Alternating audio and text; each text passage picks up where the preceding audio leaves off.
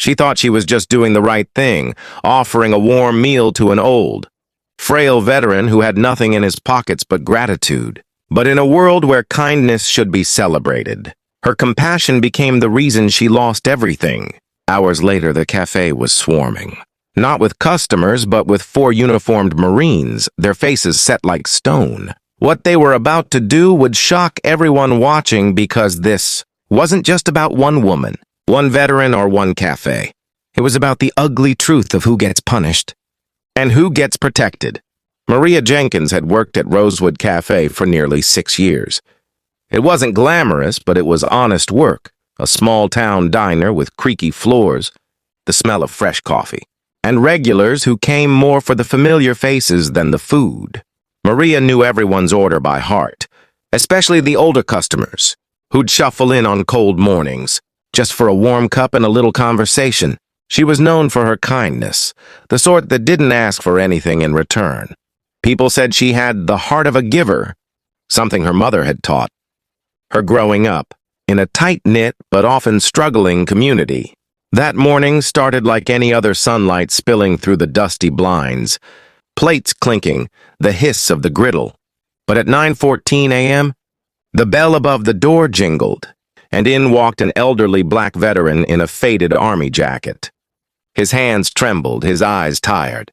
Maria noticed the way he glanced at the menu, then at his empty wallet. She didn't know it yet, but the decision she was about to make, a simple act of compassion, would trigger a chain of events that would turn her life upside down. Because in this cafe, kindness had a cost. Maria's decision was instant.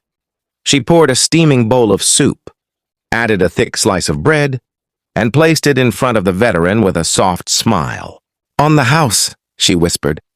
His eyes widened, part relief, part disbelief, and for a brief moment, the world seemed right.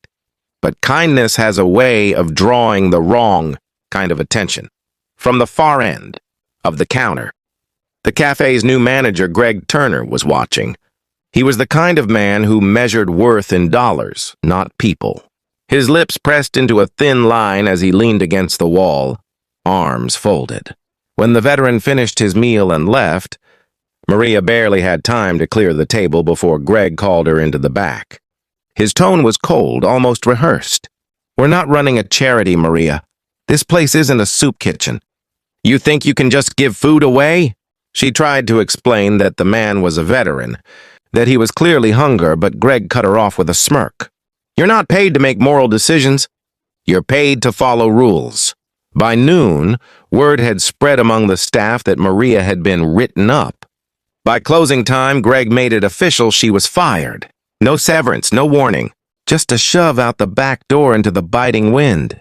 As she stood there, stunned, the injustice burned in her chest. It wasn't just about losing her job, it was about the way Greg had said that type of man under his breath, as if the veteran's skin color made him less deserving of compassion. She'd heard that tone before. The quiet poison of prejudice dressed up as policy. Maria went home that night trying to make sense of it. She thought of the veteran's weathered hands and tired eyes, of how he had thanked her like she'd saved his life. She had no idea where he was now, or if he even had somewhere to sleep. But by the next morning, the quiet streets of Rosewood would be broken by the heavy thud of combat boots on pavement. 4 Marines were coming, not for coffee, not for breakfast, but for justice. And when they stepped through that cafe door, Greg Turner was about to learn the kind of lesson you never forget. The bell above the cafe door jingled, but this time it wasn't a gentle sound. It was sharp, commanding. 4 Marines in crisp uniforms stepped inside, their boots thudding against the old wooden floor. The air shifted instantly. Conversations stopped mid-sentence. Coffee cups froze halfway to lips. Greg Turner, leaning against the counter, straightened with a forced smile that didn't reach his eyes. The tallest Marine scanned the room, his gaze settling on Greg. "You the manager?" His voice was steady, but it carried the weight of authority. Greg's smirk faltered. They didn't order food. They didn't sit down.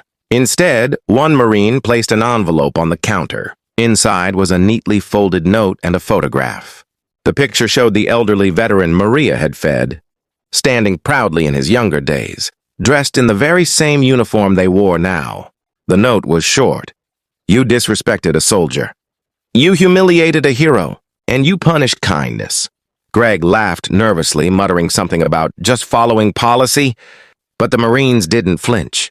One stepped closer, close enough that Greg had to tilt his head to meet his eyes. Policy doesn't excuse prejudice, he said, his voice low enough for only a few nearby to hear, but those words spread through the cafe like wildfire.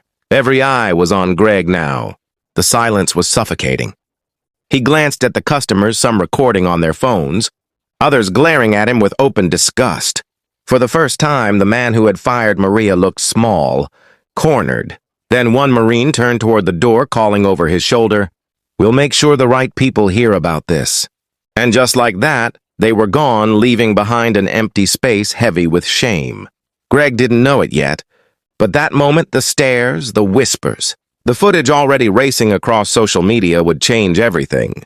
And for Maria, this was the first glimmer of hope, that justice might finally be on her side. By the end of the week, the story had spread far beyond Rosewood. Someone's phone footage of the Marines confronting Greg went viral, shared on veteran forums, community pages, and national news. Strangers from across the country reached out to Maria, sending words of support, job offers, and donations. But for her, it wasn't about money. It was about dignity. The elderly veteran was found days later by a local shelter. He had seen the video too, and when they reunited, he gripped her hands with tears in his eyes. "You reminded me that I still matter," he said. That moment, more than anything, reminded Maria why she had done what she did. Greg, on the other hand, faced a storm he couldn't control. Customers boycotted the cafe, online reviews plummeted, and corporate headquarters launched an investigation into his conduct. Eventually, he was the one shown the door, the same back door he had used to shove Maria out into the cold. But the truth is, this story was never just about one cafe, one manager, or one act of kindness. It was about how prejudice hides behind policies, how compassion is punished when it challenges bias, and how silence allows injustice to grow.